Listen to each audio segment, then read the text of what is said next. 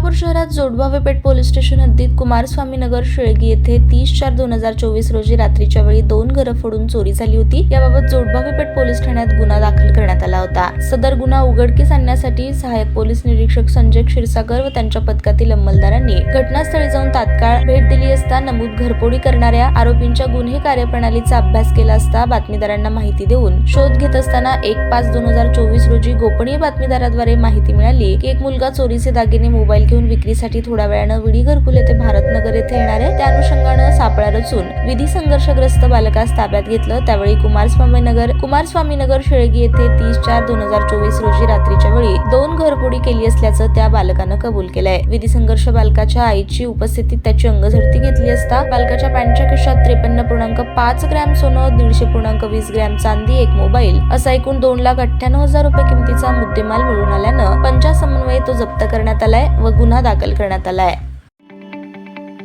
ताज्या बातम्या पाहण्यासाठी प्राईम महाराष्ट्र न्यूज चॅनलला सबस्क्राईब करा।